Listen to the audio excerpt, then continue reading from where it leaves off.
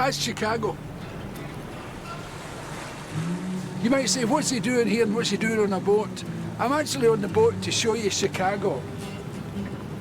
And the reason I'm here isn't really Chicago, it's only part of it. I'm here for Route 66, the most famous road in the world.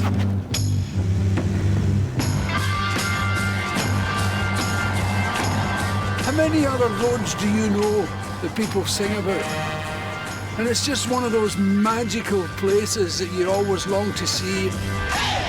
Ever since I was a wee boy in Glasgow, I fantasised about getting my kicks on Route 66. Oh my God! To me, it was a magic trail heading west through the heart of America into the land of broken dreams and Hollywood endings. The highway that built a continent, defined a nation, running from Chicago to LA. Route 66 is the story of America, written by the people, for the people, over 8 states and 2,500 miles. I love that. It's a tale in tarmac of presidents and paupers, cowboys and Indians, diners and drive-thrus, framed in a landscape from 100 movies with the soundtrack of the greatest music in the world, rock and roll. Sounds good, doesn't it? Oh my God. Whoa! We're going to have lots of fun, meet lots of people, see lots of nice things. Come with me. Come on, I dare you. If you come with me, I'll do dirty things. Well, it goes from St. Louis, down from Missouri, Oklahoma City looks so pretty, you see. Amarillo, Gallup, New Mexico, Flagstaff, Arizona, don't forget Winona, Kingsman, Warskow, San Bernardino. Won't you get your kicks on Route 66?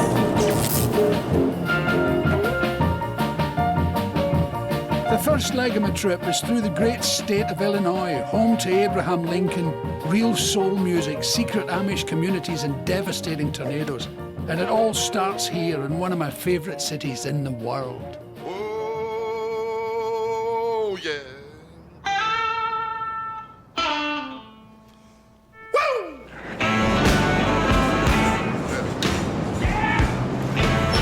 This is Chicago, the Windy City. Soaring above Lake Michigan, these grand canyons of concrete and steel make for a hard and handsome place. It's the city that gave us Al Capone, President Obama, and of course, the blues. Way past 21. Once a wild frontier town, it grew rich and taller when it became the engine of America's expansion into the West. And there could be no more fitting start to a road they called the Main Street of America. Yo-ho!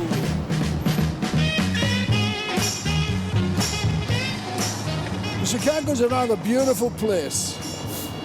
It's funny, people, when you mention Chicago, they never mention beautiful. But once you've been here and you see the architecture, it really is a mind bender.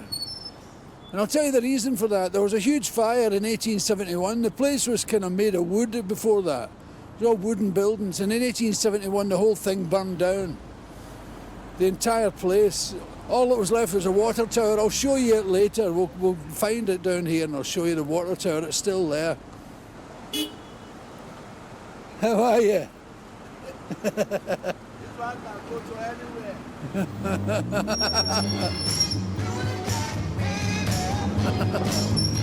Little taxi driver likes my bike.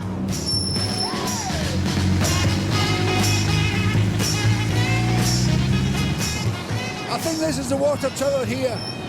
It looks like a wee white church with a tower. But this was all that was left after the Great Fire. Now you can hardly see it, it's so swamped. And that's why Chicago is such a nice looking town, because they started again in 1871.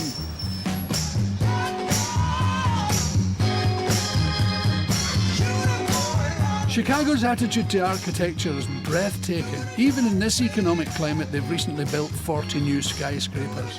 Sometimes they get it so right, and sometimes, well, stick around, see what you think. We're coming up to the Chicago Tribune building. If you look at it, see these vertical stripes? That was supposed to give it height. Look at it, it's like King Arthur's castle. Now, the owner of this building in the old days, his name was Colonel McCormick, and he'd been to Ypres, where the battle was in the First World War. That one that the old British guys used to call wipers, Y-P-R-E-S. And he found a bit of stone that had been blown off the cathedral by the Germans in the war, and he kept it as a souvenir. And then he got the idea he would collect more bits of famous buildings, and he instructed his staff, wherever they were, by well-mannered means to collect pieces of famous buildings. And it's one of my favourite things. I'll show you along here. Now, what they do with the stones is this. There's a look, Edinburgh Castle. This is a wee bit of Edinburgh Castle. So how they managed to get a big chunk like that in well-mannered means from Edinburgh Castle, I don't know. Notre Dame, Fort Santiago. See them, all the different ones. Ah, there it is, my favourite. Indian Joe's Cave. Mark Twain, my ultimate hero. All these stones, how did they get them by well-mannered means? See, this used to be my favourite corner. Come in, I'll show you where that bugger spoiled it.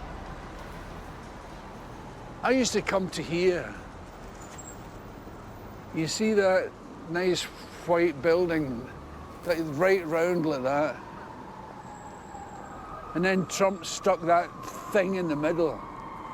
Trump pulled down the Chicago Sun building and built that piece of shit. Bum. He wants to be the president. The place would be like a toilet if he became a president.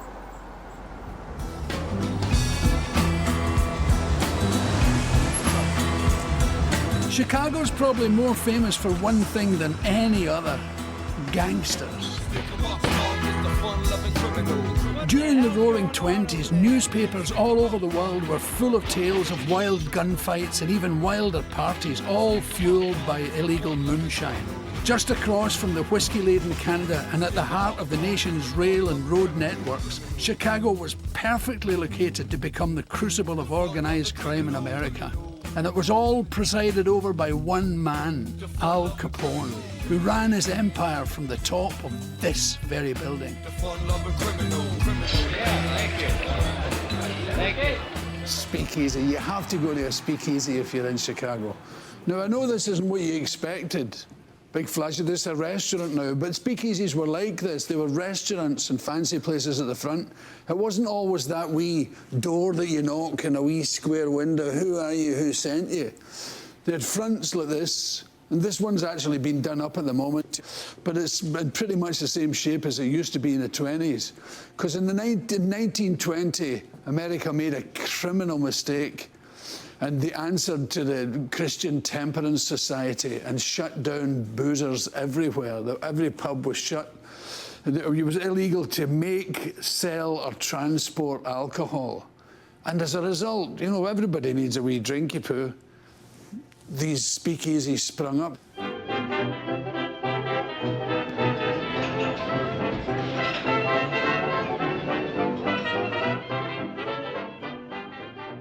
This would be like this, of course. You get in, you're out of the restaurant now, you're into the boozer. And as you move further on, it becomes more and more secretive and it's much more interesting. If the cops came, you're gone. The world's in slumber, let's misbehave. And you know, in the middle of all that prohibition, Al Capone, how people believed him, I'll never know. This was a guy in his 20s with a big scar on his face. He convinced the authorities to sell non-alcoholic beer. So he made gallons and gallons, barrels of non-alcoholic beer, had them delivered to here. As soon as the police had inspected it, his mates would show up with the big veterinarian syringes that you usually shove up elephants' bums, full of ethanol, pure liquid, pure alcohol, into the barrel, and off we go again. Da-da, happy days are here again. But you know the funniest thing? The legacy that Al Capone left has got nothing to do with booze. It's the sell-by date on a bottle of milk. It was during the Depression, the schools were bankrupt, the public schools. He donated $1 million for milk for the school children, but insisted that the date was put on the bottle because he hated the sour milk he was given to drink as a child, and that exists to this day. Isn't that the strangest thing?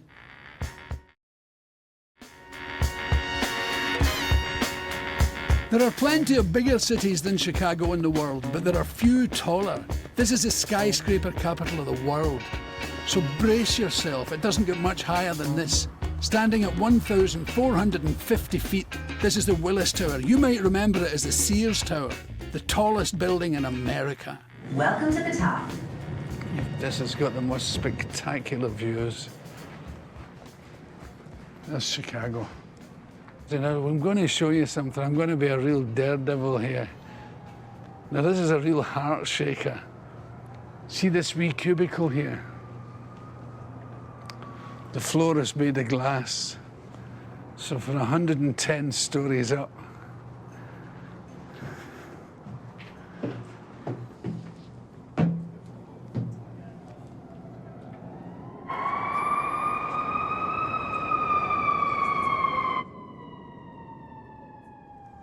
this is the creepiest feeling you'll ever witness.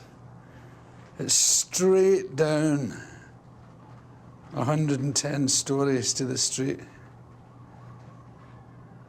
There's something inside you says, don't, get off. But I've always liked heights ever since I was a wee boy. Now, where those yellow taxis are in that street there, that's Route 66. If you have a chance to motor west, take the highway, that's my way, we love bears. Get your kicks on Route 66. Listen, do you hear that? It's a train. The loneliest noise in the world.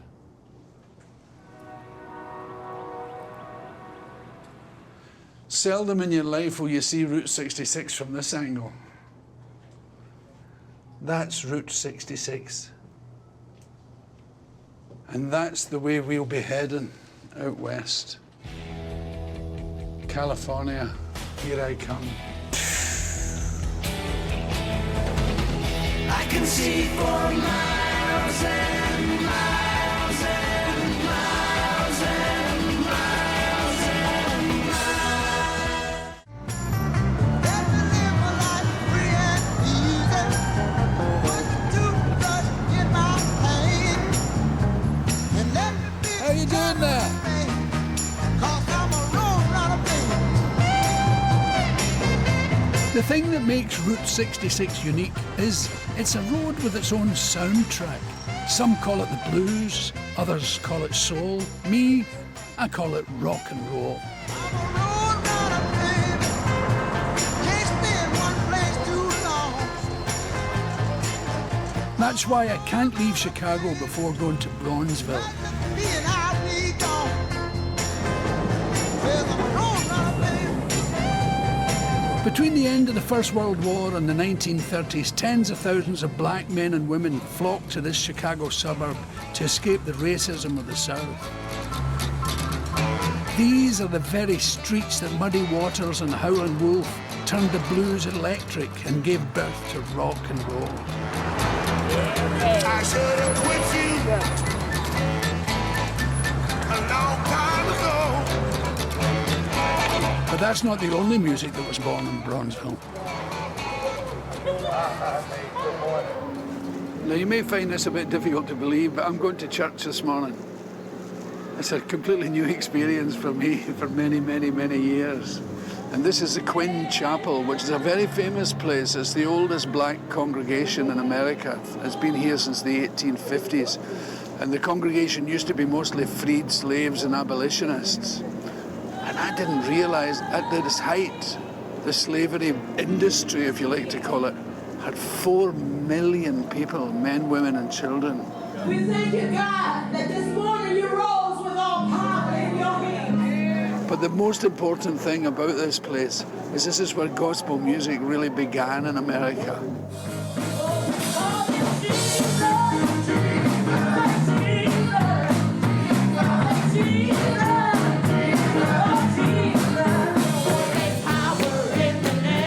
Before its abolition 150 years ago, escaped slaves would flee to this very chapel in the hope of finding a new and better life. What I find amazing, though, is that even as recently as when I was a little boy in Glasgow, people in this room were still refused the right to vote.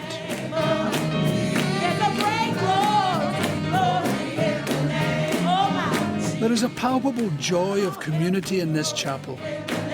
And it's that, plus the long shadow of racism, that local artist Preston Jackson tackles in his work about Bronzeville.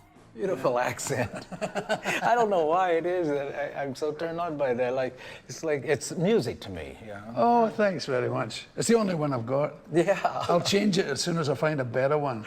Okay. Can I have a look at your work, please? Sure. These are all bronze cast, and they're not hollow, so that, there's a lot of weight to the whole thing. I love this. I don't know what it is with this guy. He's so alive. Yeah. He's kind of I think it's his tie that's doing it. Yeah, wind blowing. He's cool. And she's saying, please, don't talk to me. I'm busy. I gotta make some money here.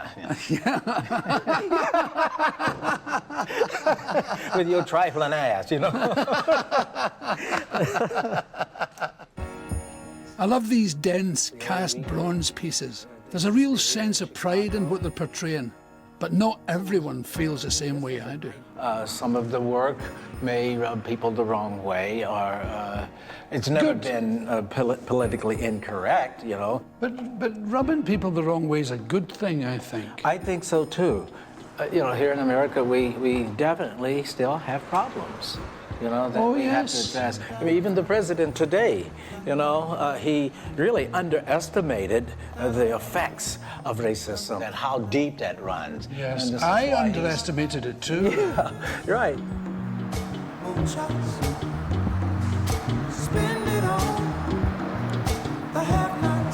As a child in the 50s, Preston remembers taking family vacations to the south. But to get there, they had to use a travel guidebook unlike any other you've ever heard of. And what's the Green Book? If you were going to travel anywhere out of your neighborhood or anywhere, you better study that Green Book, because that Green Book told you where you can sleep, where you can eat, where you can, the black doctors that are in a particular town, what not to do, where not to go, and places that, just your appearance after sun go down, not to be there.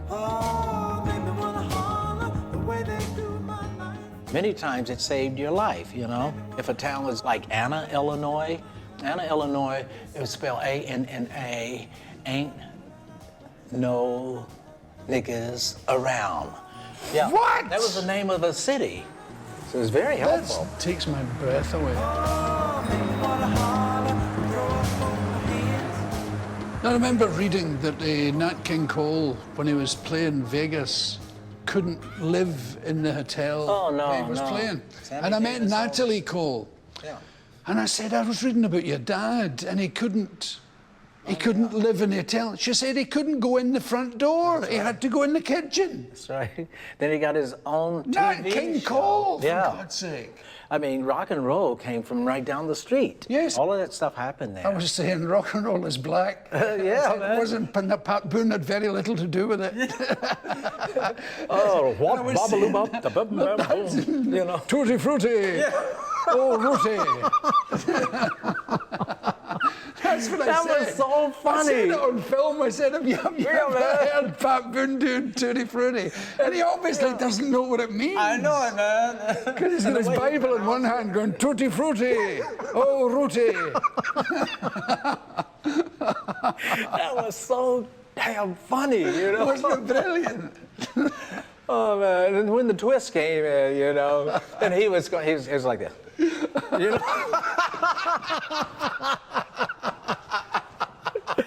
Oh, man.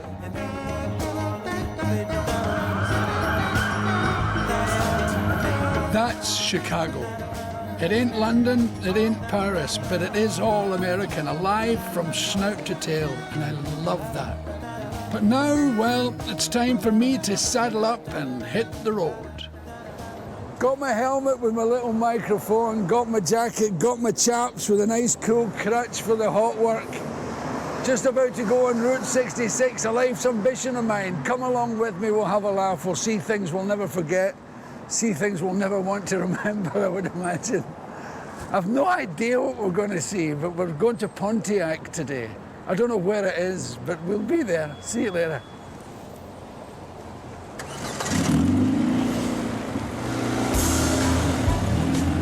Route 66, begin. I saw that crown, but I'm out on the road again. I'm on the road again. There are no two ways about it. If you want to feel like you're in a movie, hit the open road, because as soon as that horizon opens up, you're in your own VistaVision heaven. At long last, you too can feel like Peter Fonda in Easy Rider. But don't expect an easy time of it. I'm heading into tornado country. The forecast is bad, and I've got a feeling my ventilated chaps might prove to be no match for that kind of weather. Now, if you've never seen a giant, you're about to see one now.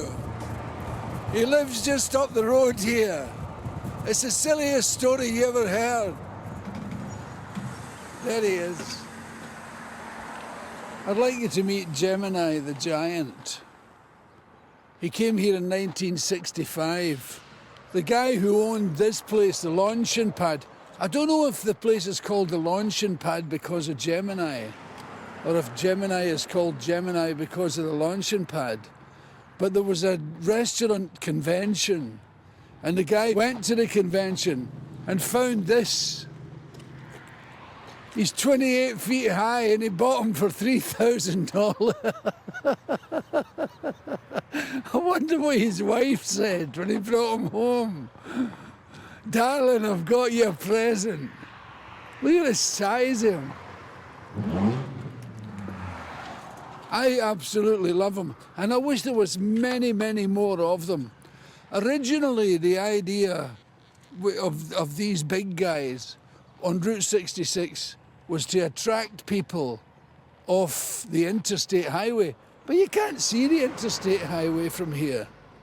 I don't know how many people he attracts, but he certainly wouldn't attract me to eat. But that's Gemini the giant.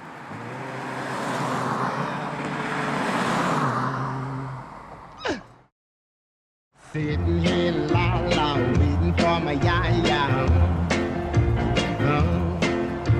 I'm sitting here la la waiting for my ya-ya. It may sound funny, but I don't believe she's coming. Now you see that railway line I just crossed over there? I hope it's the same one that crosses Godley. That's the next little town we come to. In the old mining days, in the 1930s, there was a brothel here, but the lovely thing is, Godley is in 2 counties, one on each side of the street, and there's a railway line used to cross over. So they built the brothel on the railway line, and it was a house on railway wheels where all the brotheling would carry on a Friday and a Saturday night. And then when they heard the news that the police were going to conduct a raid, everybody would leap out of bed in a state of undress and push the house from one county into the into the other. These bare-arsed people pushing a house across the street. Across the street. I can't imagine what it must have been like with the hookers and the bare-arsed patrons. I love that. I'm sitting here waiting for my yaya. 96 miles down and I've already seen a giant and a brothel. Not a bad start. Pontiac, here I come. This is Pontiac, Illinois. It's right on Route 66. And in 2009, the local government did an amazing thing. They got 160 artists to come here and do 19 murals in the town at their expense. And they've done them in that Victorian way, the way that people used to advertise on brick walls in Victorian times. And I think it's lovely, but I must tell you about this one. The artist, one of the artists, I think there was more than one because there's some signatures up on the middle paintbrush. But one of them, his dog had died the previous week. And he had him cremated and mixed in with the paint. So the dog is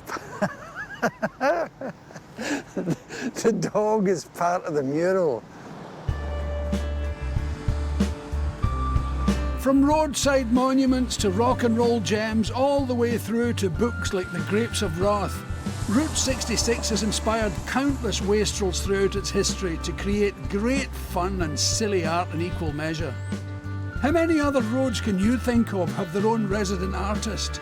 That's who Bob Waldmeyer was. He was like the prototype hippie who would spend the year travelling up and down the route, chasing the sun to Arizona while sketching these highly detailed posters. Bob died of cancer recently, but to my absolute joy, I found that his spirit lives on. This is how he travelled. He bought it was an old school bus. And he put solar panels on the top and fitted an oven, and he's got a shower and everything. You'll have to have, it's a bit of a squeeze to get you in, but come on in, have a look. It's just the cosiest place. All his wee favourite things are still here. I don't know what would have happened in an emergency stop in this bus. We'd all end up beside him, down at the driver's seat, I would imagine. But isn't it amazing? A great way for an artist to live.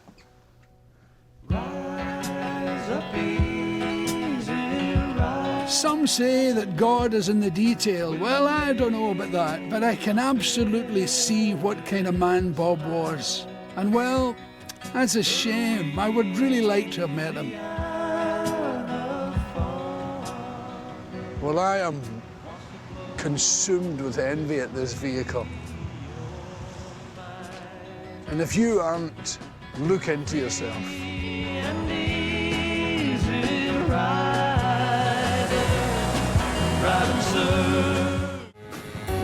We're not in Kansas anymore, Toto. Hit the road, Jack. Don't you come back no more, no more, no more, no more. Welcome to Route 66. I've 2,500 miles to cover with only 150 miles in the clock. I've still a long way to go. Welcome to Normal. What a rotten name for a town. I notice it's rather beige. Illinois is littered with these small towns where you suspect everybody knows each other and neighbours share coffee and lawnmowers as freely as they share each other's spouses. Not that I'm actually suggesting that they do that in my next destination.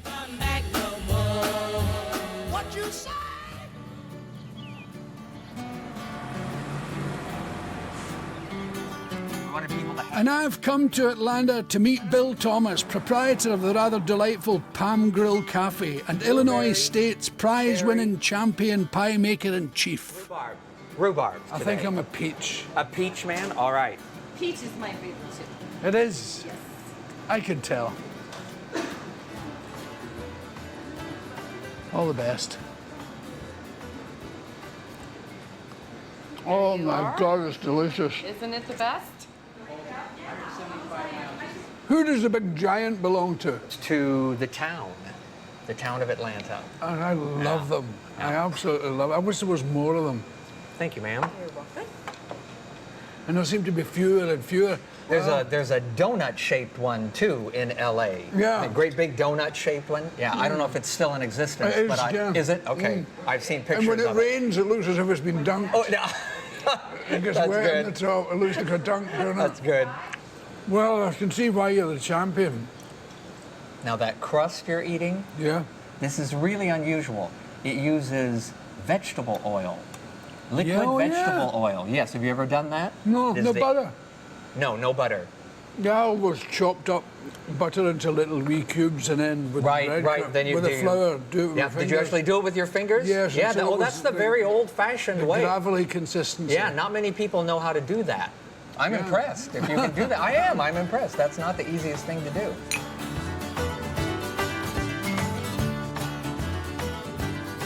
He's a beauty. Oh, there should be more. They should be up and down the M1. Instead of those signs saying slow down or take it easy, check your speed, have you been drinking, the sign should be in his hands. He should be holding the sign up like that. Smile. Kiss your wife. Stop slapping your children. You're driving erratically. You know that way fathers do? They lean over the back of the driving seat and whack every leg that sticks up. That's caused more bloody accidents in Britain.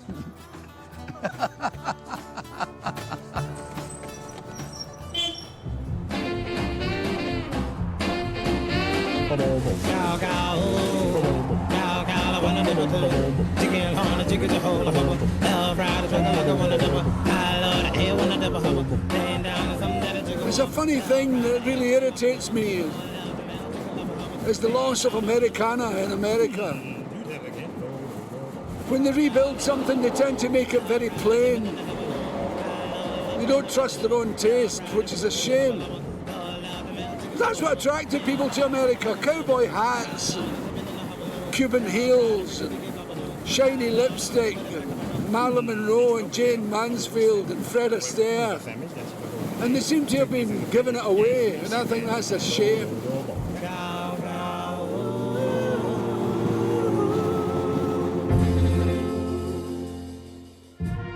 130 miles down, and we're about to enter the state capital, Springfield. There are 38 Springfields in America. Which one is home to the cartoon family The Simpsons? I've no idea.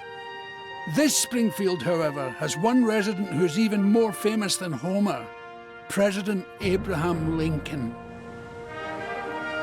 Widely regarded as the greatest president in American history, Lincoln not only held the country together during the Civil War, he also ended slavery in the States. Not bad for a self-educated man from a one-room shack in Kentucky.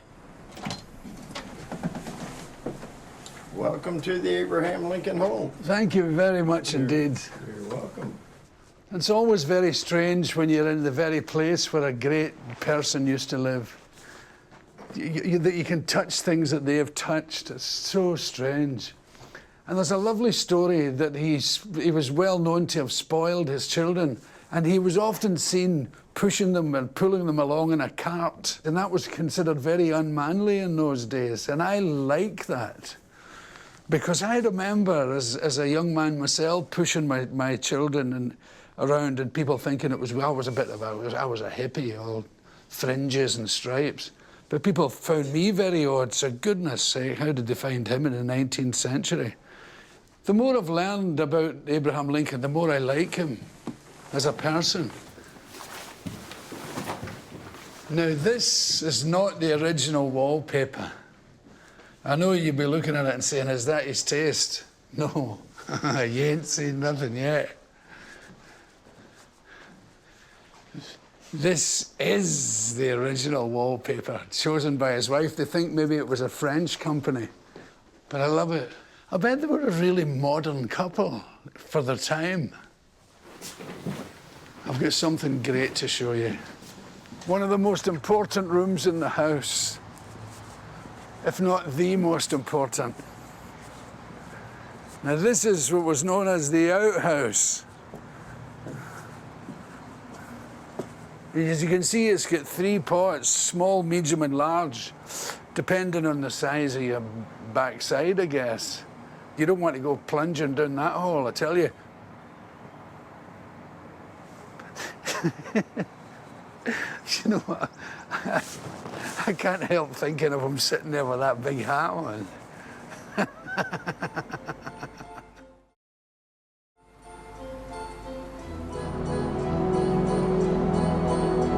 I'm not much of a one for rules, but one thing I would encourage anyone to do on a road trip is go off the map, because that's where you'll find the real America they don't tell you about in the guidebooks. So I'm heading 70 miles south of Springfield to the Amish town of Arthur. Now, I'll be the first one to admit that beyond the Harrison Ford movie Witness, I know very little about the Amish, a persecuted religious sect forced to flee 19th century Europe. They're now, for all intents and purposes, self-exiled from the rest of the world. They rarely, if ever, allow cameras on their property, so this is a real privilege for me. There's some bread if you want to start with the bread. Yeah. There's some jam. Local furniture manufacturer Mervyn has invited me into his home and workplace to discover what really goes on beneath the bonnets and hats of movie folklore. There is one condition, however. He would rather we didn't focus on his face while filming, as he feels it's a sign of vanity, which should make our cameraman's job a bit more interesting. Is that your hat? Yeah, that's my hat. Let me see you with your hat on. Okay. Yeah. Because I think you're not an Amish till you get that hat on. Yeah. Tell me something, why do Amish have no moustache? I really don't know. It's just one of those customs, I guess, that they... Yeah, because I've never seen an Amish with a moustache, No. just a beard around here. It's one of their customs that we kind of all try to be alike. Yeah. And I guess they feel like it's not necessary to have a mustache, I guess. Some do and some don't. You know, if somebody I think it's absolutely necessary. Okay, right. Right. And what about clothes for Amish people? Do you buy clothes in town or do you have them made? A lot of them make their own clothes. Shirts, we can buy shirts, and then in this area we're not allowed to have pockets on the shirts. So if they got pockets, we take the pockets off. You're not allowed pockets? Yeah, no, not on the shirts. Why is that? Well, I guess it's one of those things, that one of the rules, you know. Fortunately, there are no rules about who drives the buggy, and Mervyn's bravely allowing me to take the reins. Got the hang of it? Yeah. Pretty simple, isn't it?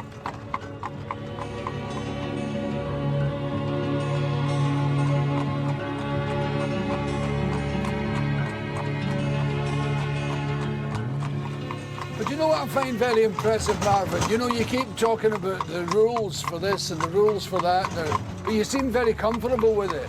Oh, yeah. You seem very easy with it. Yeah, it's something you get used to. You Whereas from the outside, people think it's kind of fanatical. But close up, you seem very comfortable and happy with what you're doing. Oh, yeah. It's nice to keep your family together and just do your own thing, you know? Yes. So you got any children, Billy? 5. 5? Oh, yeah? Yeah. Yeah. 4 girls and a boy. How many children you got? We got 5 children. Well, we had 6, and the youngest one actually passed on. We had a little accident when he was 14 months old. 14 months? Oh, that must have broken your heart. Yeah, it was kind of a sad situation. I was out in the barn, and I was using a skid loader to move a hay bale and a back over him. Oh, no. And so it was kind of sad. It's been the 2nd of April, it was 20 years ago. So. And you still think about it a lot. Oh, I bet you do. But, you know, life goes on, and you just got to make the best of it sometimes. Of course you do.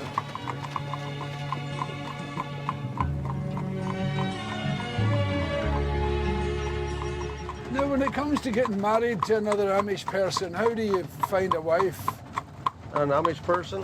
Yeah, how would the average like, Amish guy find an Amish wife? What I did, I met her at a certain place, my wife, and we got each other acquainted, and then we started dating each other. Or did you meet at a sort of community thing, a dance or a get-together? Or Yeah, I was probably where it shouldn't have been. We're all humans just like the rest of them. Absolutely. But I like some of the conclusions you've come to, like having no pockets. There's something nice with that. Yeah. I'll have to hire you to do the driving for me, then I can sleep. Absolutely, I'd happily be your roadie.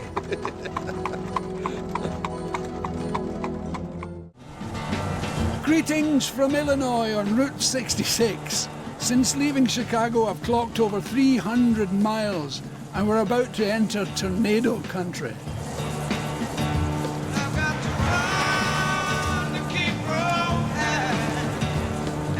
Forget everything you think you know about bad weather. Tornadoes are nature's weapons of mass destruction. The average amount that hit land at this time of year is 116, which is terrifying enough.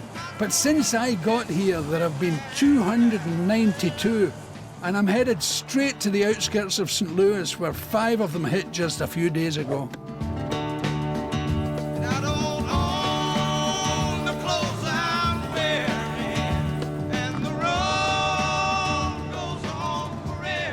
Oh my God.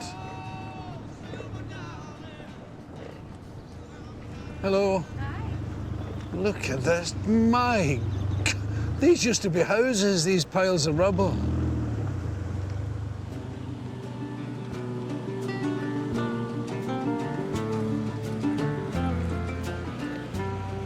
The funniest thing is I don't even know how many houses this is. There's no evidence of how many houses were here. There's somebody's bath.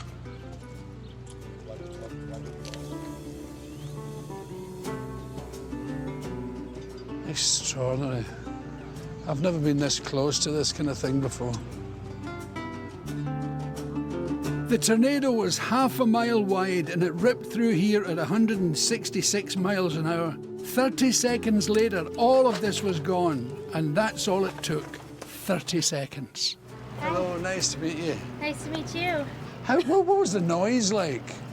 They say it sounds like a freight train coming through. Yep, my dad said it sounded like a train was going right by the house, and he said the instant his ear popped, he knew it was coming. Both his ears popped. Is that when he was still up here?